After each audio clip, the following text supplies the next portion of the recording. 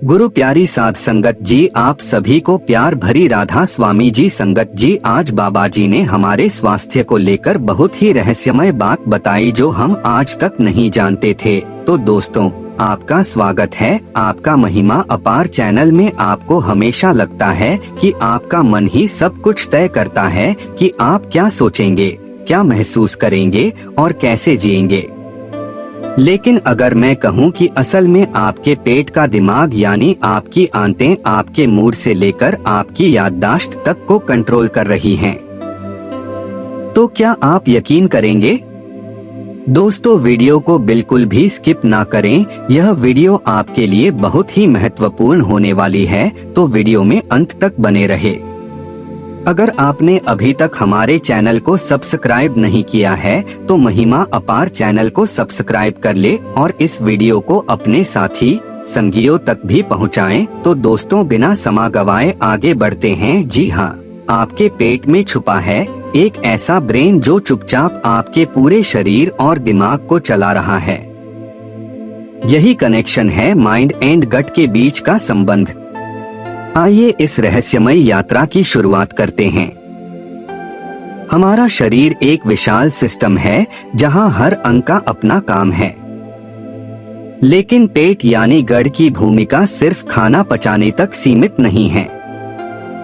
इसमें छिपा है एक अलग ही ब्रेन जिसे एंट्रिक नर्वस सिस्टम कहा जाता है, यानी पेट का खुद का ब्रेन। और यह ब्रेन ना सिर्फ खुद काम करता है बल्कि हमारे असली ब्रेन से लगातार बातचीत करता रहता है। बाबा जी बताते हैं कि हमारा माइंड और गट एक दूसरे से इतने जुड़े हुए हैं कि अगर गट में असंतुलन हो जाए तो इंसान डिप्रेशन, एंजाइटी और यहाँ तक कि याददाश्त की परेशानी तक झेल सकता है। इसका मतलब है अगर आपने अपनी आंतों को ठीक नहीं रखा तो मानसिक बीमारियां आना तय है। अब सवाल उठता है कि आखिर गट में ऐसा क्या होता है जो दिमाग को सीधे प्रभावित करता है?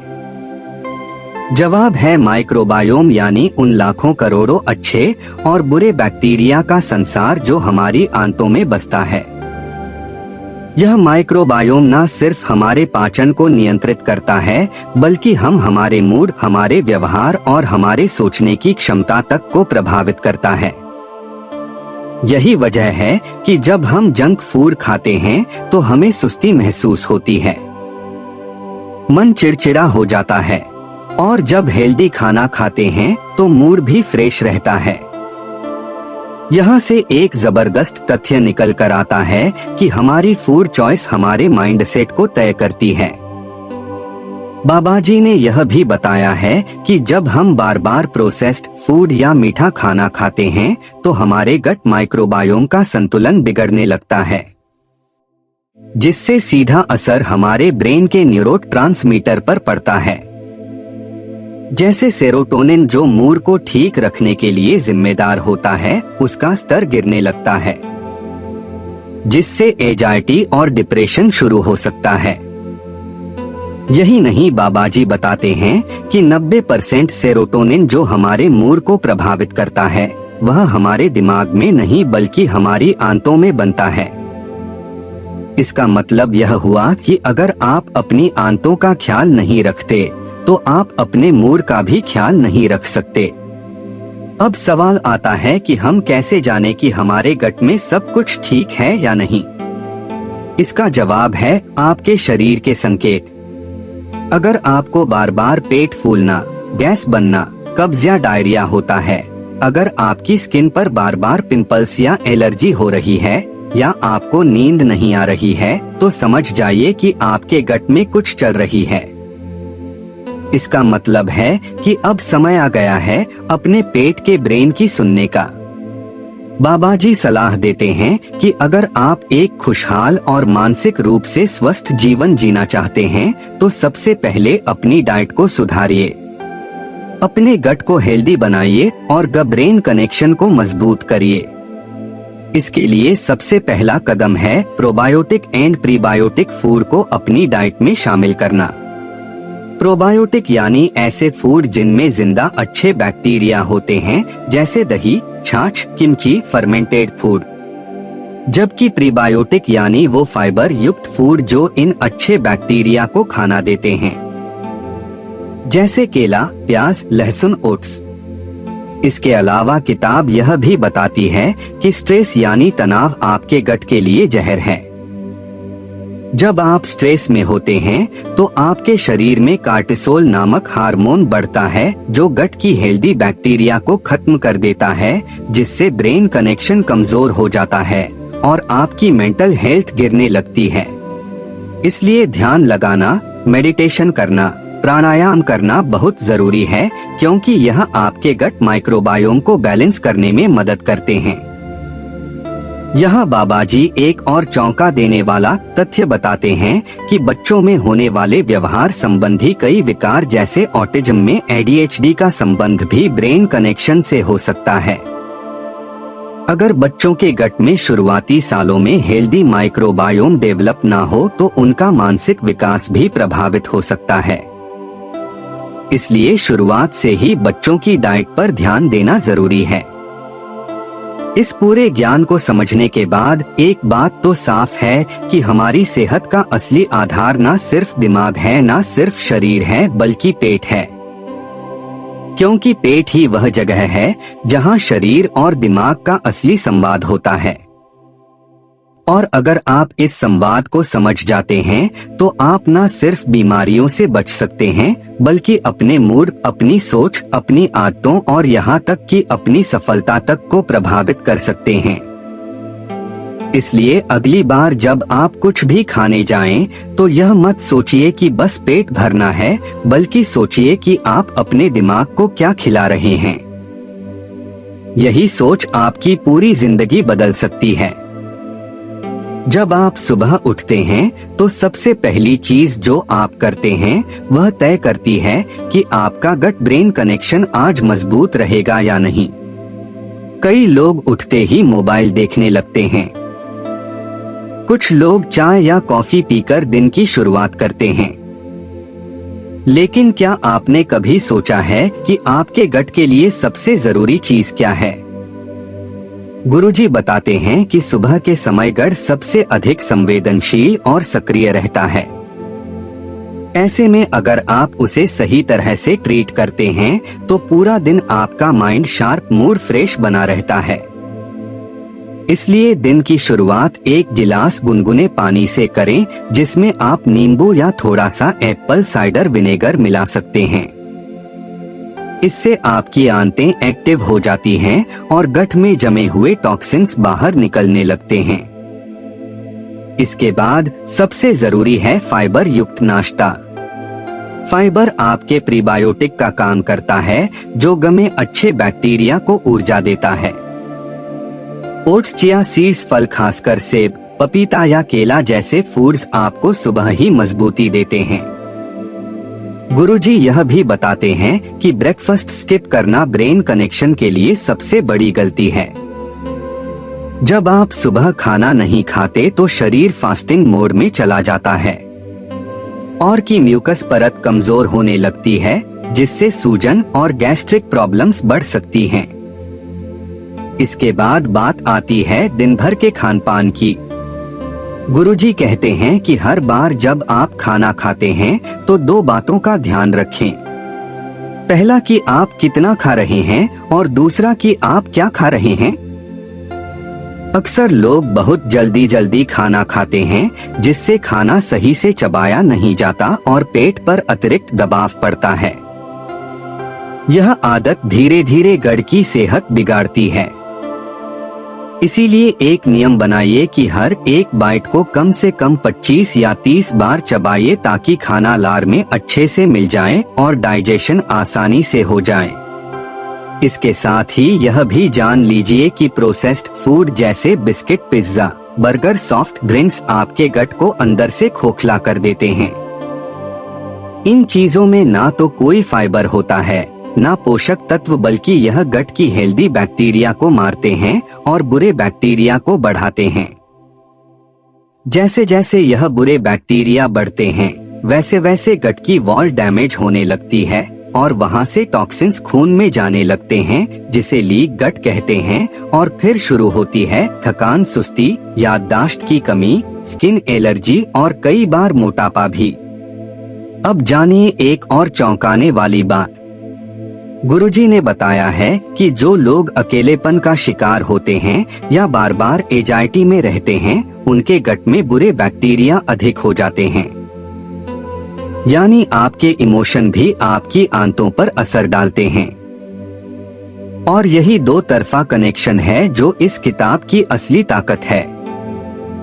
आपका माइंड गट को प्रभावित करता है और आपका गट माइंड को अब सवाल उठता है कि हम इस चक्र को कैसे तोड़ें और गट माइंड को बैलेंस कैसे करें। इसके लिए लेखक ने एक बेहद सरल लेकिन शक्तिशाली तरीका दिया है, जिसे उन्होंने 5 दिन गट रिसेट प्लान कहा है। इस प्लान के तहत 5 दिनों तक आपको कुछ खास नियमों का पालन करना है। पहले दिन आपको सभी प्रोसेस्ड फूड को छोड़ना है, यानी कोई भी पैकेज्ड या रिफाइंड चीजें नहीं खानी है, तो सिर्फ ताजे फल, सब्जियां और नेचुरल चीजें। दूसरे दिन से आपको हर दिन सुबह खाली पेट 1 चम्मच घी या नारियल तेल लेना है, जिससे आंतों की सूजन कम होती है। तीसरे दिन से आपको अपने भोजन में प्रोबायोटिक शामिल करना है, जैसे दही, कीमची, अचार या घर में बना फर्मेंटेड राइस। चौथे दिन से हर रात सोने से पहले 1 गिलास हल्दी वाला दूध या नींबू पानी लेना है, ताकि डिटॉक्सिफिकेशन हो सके। और 5वें दिन से ध्यान, मेडिटेशन और योग का अभ्यास करना है, जिससे आपका माइंड रिलैक्स रहे और स्ट्रेस गट को नुकसान न पहुंचाए। लेखक कहते हैं कि अगर आप सिर्फ यह 5 दिन भी ईमानदारी से करते हैं, तो आप खुद महसूस करेंगे कि आपकी ऊर्जा बढ़ गई है, आपका मूड हल्का और पॉजिटिव हो गया है और आपकी नींद भी बेहतर हो गई है। इसके बाद आप इस रूटीन को आदत बना सकते हैं, ताकि गट ब्रेन कनेक्शन हमेशा मजबूत बना रहे। अब आते हैं एक और बेहद जरूरी पहलू पर। कई लोग सोचते हैं कि सिर्फ खाना ही सब कुछ है, लेकिन नींद और एक्सरसाइज का भी गट पर गहरा असर पड़ता है। जब आप नींद पूरी नहीं लेते, तो शरीर का रिपेयर सिस्टम काम नहीं करता और गट की परत कमजोर हो जाती है, जिससे सूजन और पेट की समस्याएं बढ़ती हैं। इसी तरह जब आप रोजाना थोड़ा भी वॉक करते हैं या हल्का व्यायाम करते हैं, तो गट माइक्रोबायोम में अच्छे बैक्टीरिया की संख्या बढ़ जाती है और पाचन बेहतर होता है।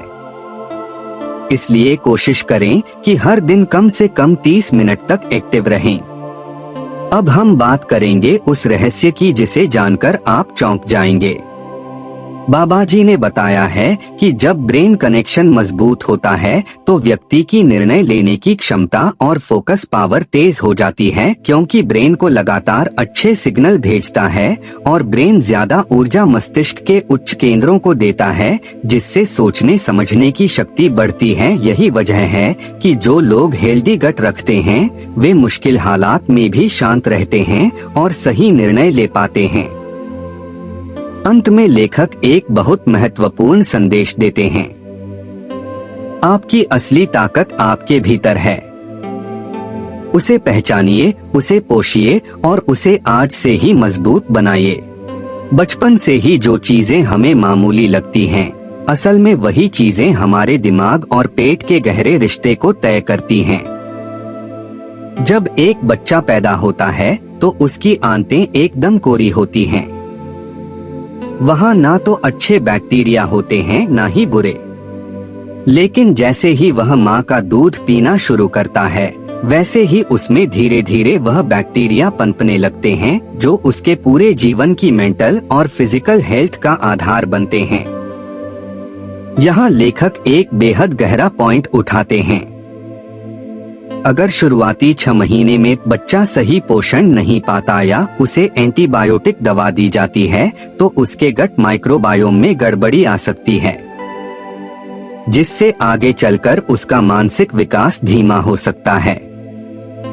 इतना ही नहीं, जो बच्चे ज्यादा स्क्रीन देखते हैं कम धूप में जाते हैं या बहुत साफ सफाई के माहौल में रहते हैं। उनके घट में विविधता की कमी होती है और वही कमी आगे चलकर एंजाइटी, डिप्रेशन या ओवर सेंसिटिव बिहेवियर का कारण बनती है।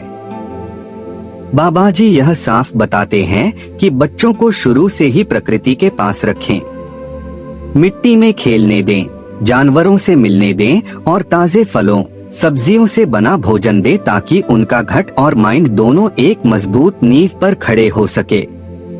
अब आते हैं एक और बेहद दिलचस्प पहलू पर। हम सब सोचते हैं कि बूढ़े होने का मतलब है शरीर का कमजोर होना, लेकिन गुरुजी बताते हैं कि असल में बढ़ती उम्र के साथ अगर ब्रेन कनेक्शन मजबूत रहे तो न सिर्फ शरीर बल्कि दिमाग भी लंबा समय तक तेज बना रह सकता है।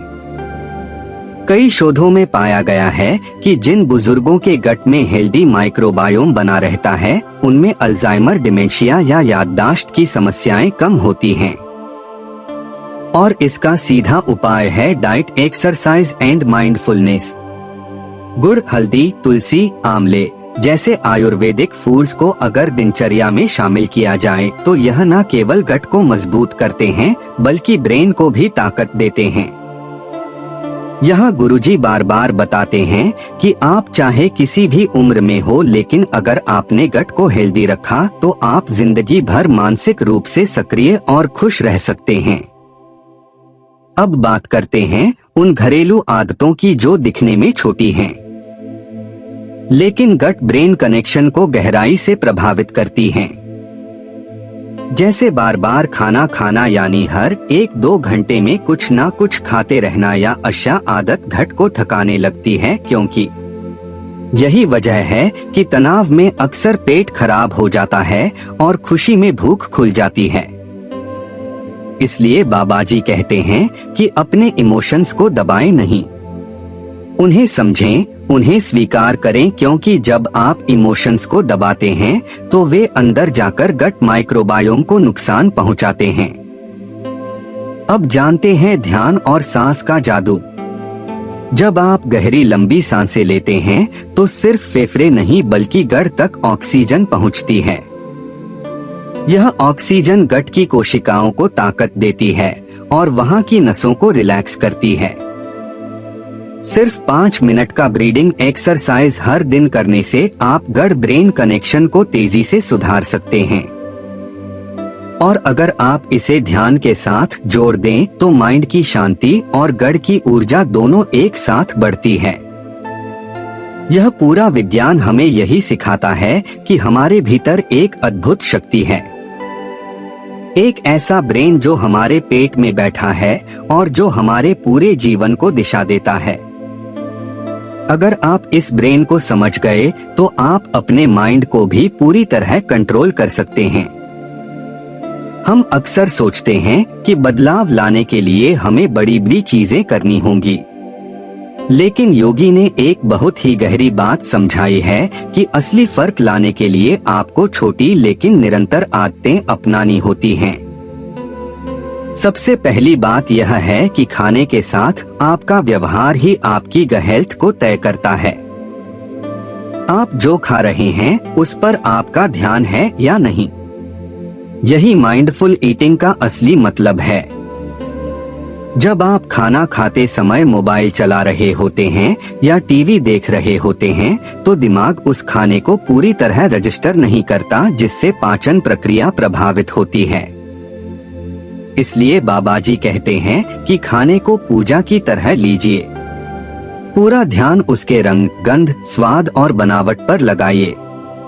जब आप खाना महसूस करके खाते हैं तो पाचन बेहतर होता है, घट की नसें सशक्त बनती हैं और माइक्रोबायोम को भी संतुलन मिलता है। अब बात करते हैं पानी पीने की आदत पर। बहुत सारे लोग खाना खाते ही या खाने के दौरान बहुत अधिक पानी पीते हैं, जिससे पाचन रस पतले हो जाते हैं और गट में खाना पचने की प्रक्रिया धीमी हो जाती है। इसलिए बाबा जी सलाह देते हैं कि खाना खाने से 30 मिनट पहले और 30 मिनट बाद ही पानी पीना चाहिए। बीच में सिर्फ थोड़ी मात्रा में सिप लें। अब आते हैं एक और बेहद दिलचस्प लेकिन कम चर्चा में रहने वाले पहलू पर। गुरुजी ने बताया है कि आपकी सोच का तरीका, यानी आप पॉजिटिव सोचते हैं या नेगेटिव, इसका भी सीधा असर आपकी आंतों पर पड़ता है। जब आप बार बार नकारात्मक सोचते हैं, चिंता करते हैं या खुद को हीन समझते हैं, तो शरीर में स्ट्रेस हार्मोन बढ़ जाता है, जिससे घट में सूजन बढ़ती है और हेल्दी बैक्टीरिया कम हो जाते हैं।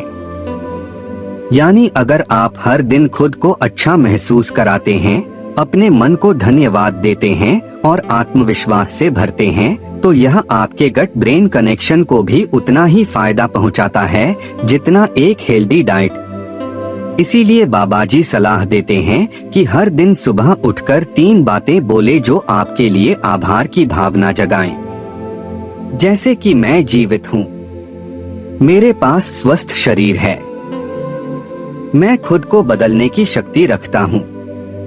अब आगे बढ़ते हैं उस पक्ष की ओर जो आज के दौर में सबसे अधिक खतरे में है, और वह है मानसिक शांति। हमारी जिंदगी भागदौड़ से भरी हुई है, चारों ओर शोर है, सूचनाएं हैं, तनाव है, और इस बीच ब्रेन कनेक्शन सबसे ज्यादा प्रभावित होता है। इसलिए किताब में बार बार कहा गया है कि अपने लिए हर दिन थोड़ा सा साइलेंस जरूर निकालिए। मोबाइल बंद कीजिए, टीवी बंद कीजिए और कुछ मिनट तक बस खुद से जुड़िए। यह साइलेंस आपके गट ब्रेन सर्किट को रिसेट करता है, जिससे आप ज्यादा स्पष्ट सोचने लगते हैं, ज्यादा समझदारी से फैसले लेते हैं और मूड भी हल्का बना रहता है।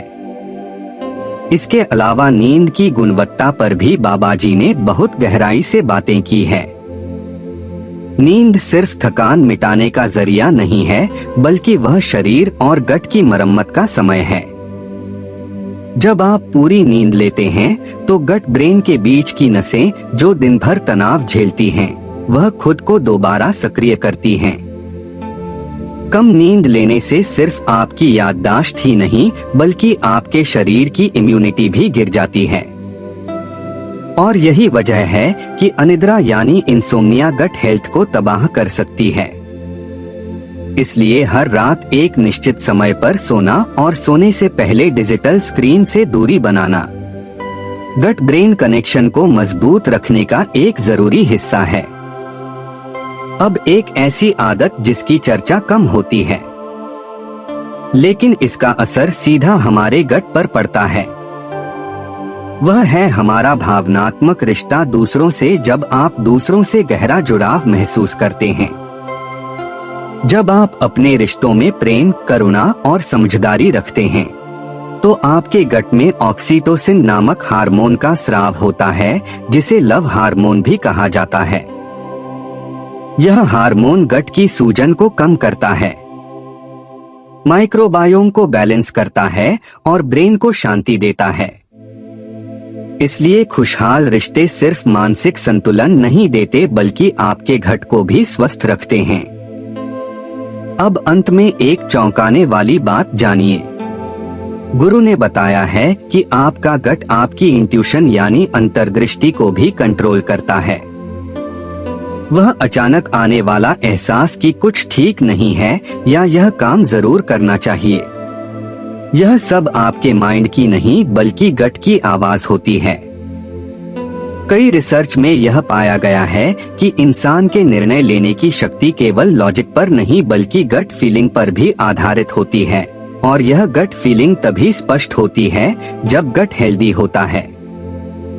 इसलिए बाबाजी कहते हैं कि अगली बार जब आप किसी फैसले पर पहुंचे और आपका मन कहे कुछ और लेकिन पेट के अंदर से कोई दूसरी आवाज आए, तो उस गट फीलिंग पर ध्यान दीजिए, क्योंकि शायद वही आपकी जिंदगी का सबसे सही फैसला हो। और यही सबसे बड़ी सीख है कि असली ब्रेन सिर्फ सिर में नहीं बल्कि पेट में भी है। उसे समझना, उसे पोषित करना और उसे सम्मान देना ही सच्चे अर्थों में हेल्थ, माइंडफुलनेस और सफलता की ओर पहला कदम है। अब जरा सोचिए, अगर एक डॉक्टर जिसने सालों से अपनी मानसिक थकान से छुटकारा नहीं पाया हो, अगर वह सिर्फ अपने खाने पीने की आदतें बदलकर न केवल फिर से एनर्जी से भर जाए बल्कि उसकी याददाश्त भी तेज हो जाए, तो क्या यह चमत्कार नहीं होगा। लेखक ने इस किताब में ऐसे ही कई रियल लाइफ केस शेयर किए हैं जो दिखाते हैं कि कैसे गट माइंड कनेक्शन को सुधारकर इंसान अपने जीवन की दिशा बदल सकता है। पहला केस है एक युवा महिला का जिसे बार बार पैनिक अटैक आते थे। उसे डर लगता था, अकेले बाहर जाना असंभव था और वह हमेशा थकी थकी सी रहती थी। कई तरह के इलाज करने के बाद भी कोई फर्क नहीं पड़ा। जब उसने डॉक्टर के कहने पर गट फोकस्ड डाइट शुरू की, प्रोबायोटिक फूड खाना शुरू किया, प्रोसेस चीजें बंद की, ध्यान और प्राणायाम अपनाया, तो सिर्फ कुछ ही हफ्तों में उसे फर्क महसूस होने लगा।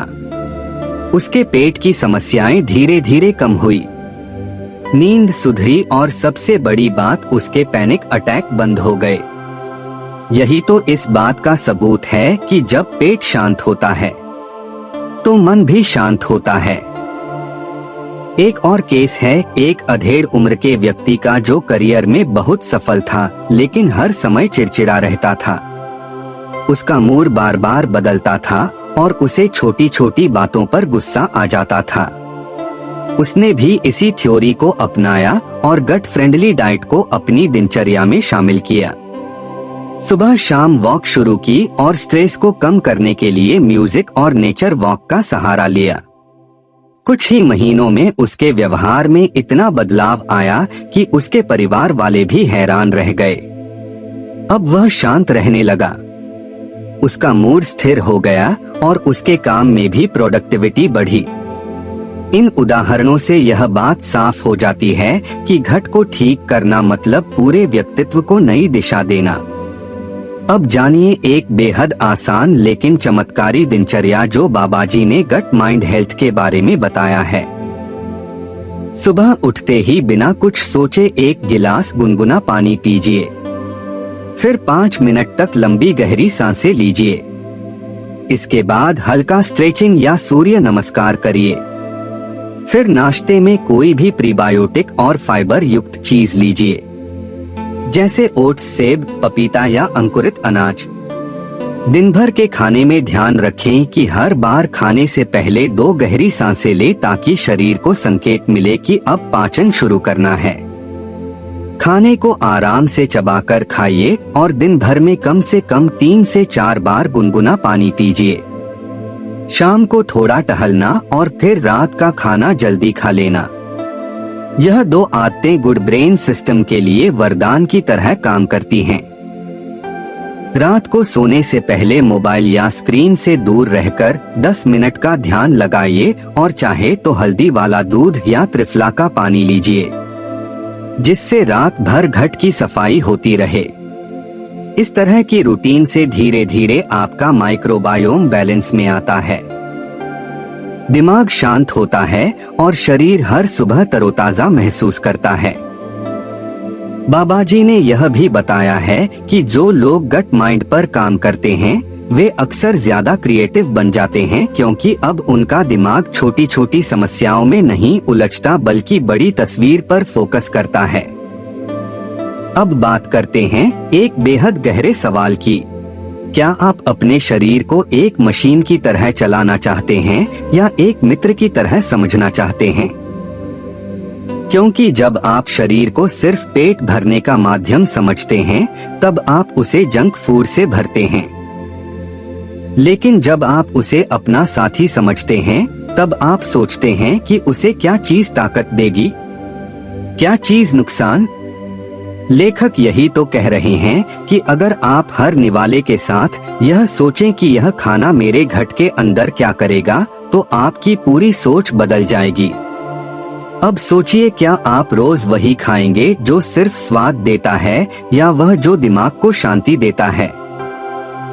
अगर आपका जवाब दूसरा है तो समझ लीजिए कि आपने इस आत्मा को समझ लिया, क्योंकि गुरुजी की बातें झूठी नहीं हैं।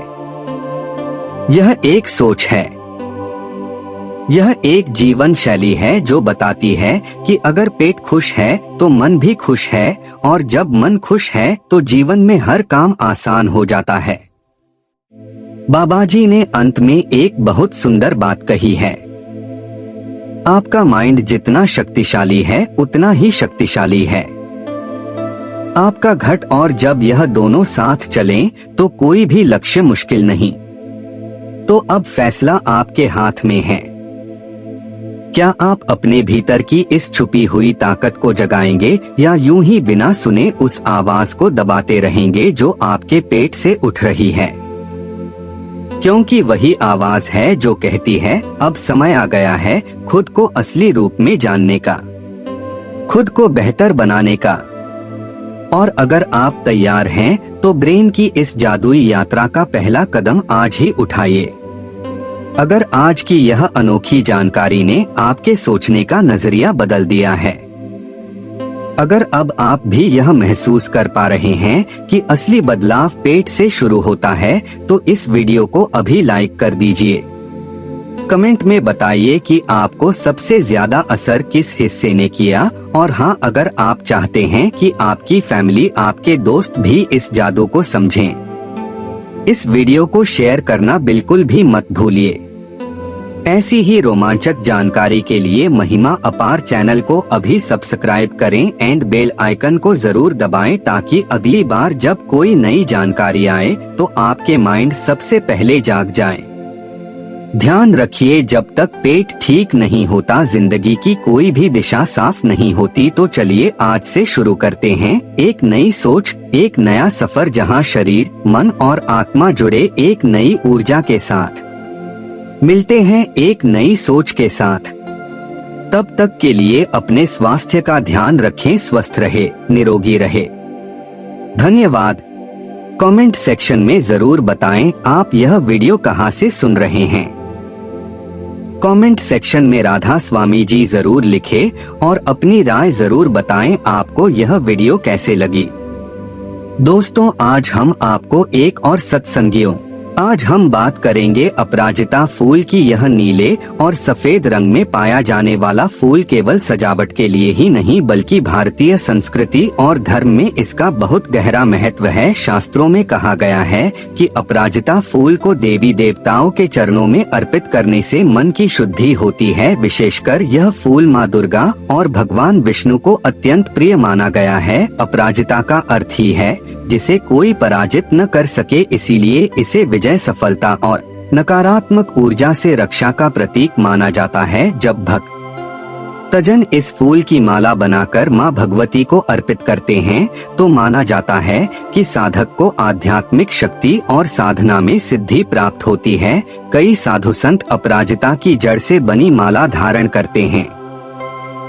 अपराजिता फूल न केवल भक्ति में बल्कि हमारी सेहत में भी उतना ही चमत्कारी है। आयुर्वेद में इसे विशेष महत्व दिया गया है। इस फूल से बने काढ़े या पत्तियों के रस को पीने से शरीर की कई समस्याएं दूर होती हैं। खास तौर पर आजकल की सबसे बड़ी बीमारी ब्लड प्रेशर यानी रक्तचाप। जब रक्तचाप असंतुलित हो जाता है तो दिल, दिमाग और पूरे शरीर पर असर डालता है, लेकिन अपराजिता के नियमित उपयोग से रक्तचाप नियंत्रित रहता है। यह रक्त संचार को संतुलित करता है, तनाव को कम करता है और मन को शांति प्रदान करता है। इसीलिए कहा गया है, अपराजिता सिर्फ फूल नहीं है, यह हमारी भक्ति को भी मजबूती देता है और स्वास्थ्य को भी संबल प्रदान करता है। इसके अलावा अपराजिता नींद की समस्या में भी उपयोगी है।